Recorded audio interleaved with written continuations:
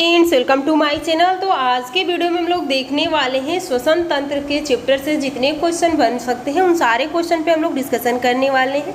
तो आप लोग इस वीडियो के लास्ट तक बने रहिएगा और आप लोग एनसीईआरटी की जो आप लोग की प्रैक्टिस सीरीज चल रही है उस क्लास को ज़रूर देखिएगा, क्योंकि हर एग्जाम में आप लोग को एनसीईआरटी एग्जाम्पलर से क्वेश्चन आते ही आते हैं। तो वो आप लोग का ओरिजिनल एनसीईआरटी एग्जाम्पलर है, तो उसको आप ज़रूर उस क्लास को कीजिएगा।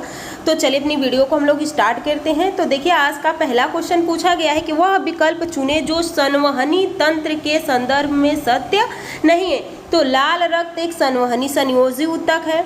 मानव आरबीसी का जीवन काल 115 से 120 दिन का होता है। एक वयस्क व्यक्ति में लगभग 6.8 लीटर रक्त होता है। यह शरीर के वजन का लगभग 1.7 से 1.8 तो नहीं, ये 7% होता है। तो यहाँ पे लाल संयोजी ऊतक सही है। यहाँ पे देख सकते हैं 115 से 120 दिन सही है। अगला है 5 से 6 लीटर होता है, सही है, लेकिन यही आप लोग का गलत है। अगला क्वेश्चन क्या पूछा गया है? परिसंचरण तंत्र के बारे में निम्न में से कौन सा विकल्प सही नहीं है? यहाँ पे ध्यान दीजिएगा, नहीं पूछा है। तो परिसंचरण तंत्र मनुष्य के कुल भार का अगला ऑप्शन दिया है लाल रुधिर कणिकाओं की। यहाँ पे देखिए, अगला ऑप्शन दिया है कि लाल रुधिर कणिकाओं का 115 से 120 दिन का जीवन काल होता है। तो ये बिल्कुल सही बताया गया है कि हाँ, ये सही होता है कि 115 यानी 115 से 120 दिन का इसका जीवन काल होता है।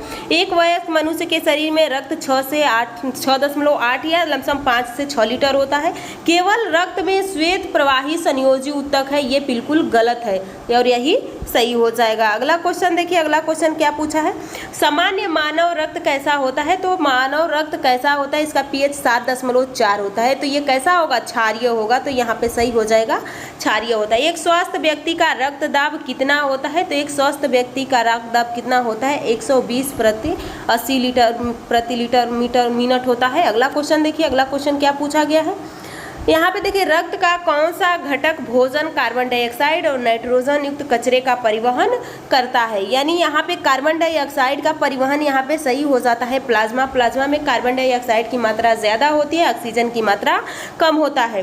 निम्नलिखित में से कौन सा प्लाज्मा प्रोटीन रक्त के स्कंदन में निहित होता है? तो सही ऑप्शन हो जाएगा फाइब्रोनोजेन। अगला क्वेश्चन देखिए, यहाँ पे सही हो जाएगा फाइब्रोनोजेन। अगला क्वेश्चन है, एक पारंपरिक रक्तचाप मापने वाले उपकरण जिसमें चिकित्सक को पारे की कलम में उतार चढ़ाव नजर आता है, हस्तचलित वायु पंप किससे जुड़ा होता है?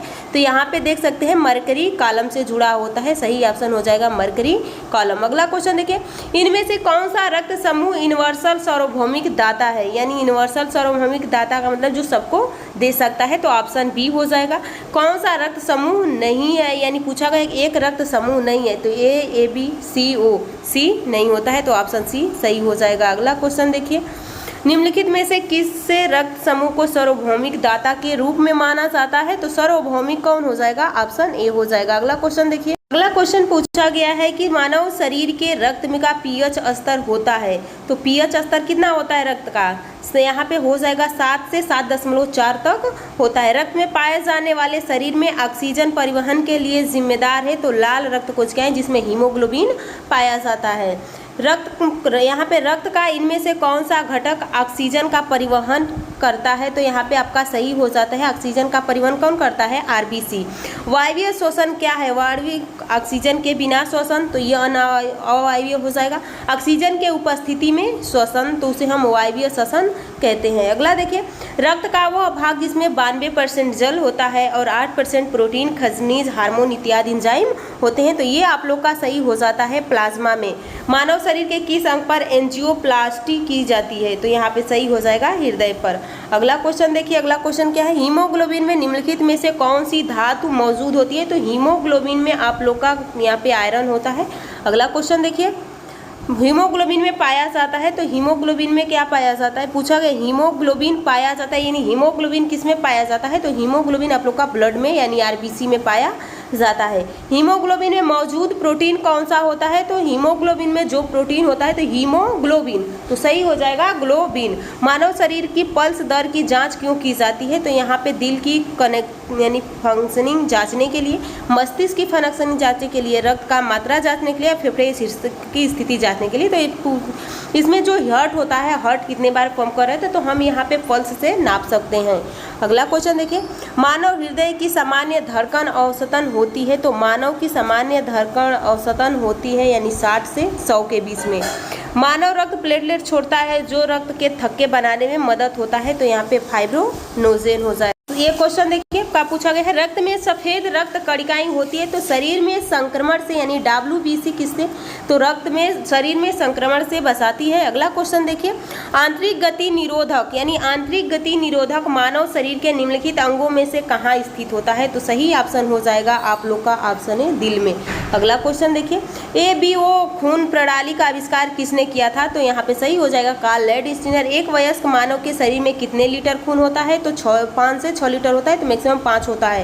निम्नलिखित में से कौन सा हृदय का कार्य को अधिक उपयुक्त रूप में बताता है? तो यहाँ पे देखिए इलेक्ट्रोकार्डियोग्राफ। मानव रक्त का pH लगभग होता है तो लगभग होता है 7.4। AB रक्त वर्ग वाले एक व्यक्ति AB और O रक्त वाले वर्ग को रक्तदान कर सकता है। सार्वभौमिक रक्तदाता कहा जाता है? तो ये नहीं, सार्वभौमिक O को कहते हैं। किसी भी वर्ग से रक्त ले सकता है, न तो एक सार्वभौमिक करता है और न ही एक सार्वभौमिक दाता है। तो किसी भी वर्ग से रक्त ले सकता है पर देता नहीं है।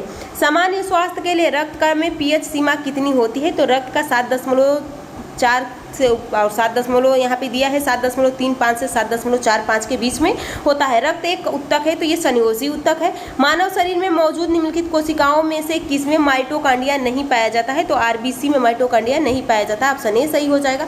निम्नलिखित में से कौन सा अशुद्ध रक्त संचरण करता है? तो अशुद्ध रक्त का संचरण केवल पल्मोनरी धमनी करती है। निम्नलिखित में से कौन सा कोलेस्ट्रॉल का उल्लेख नहीं करता है? तो ऑप्शन सी रेसेस फैक्टर यानी कम घनत्व लिपो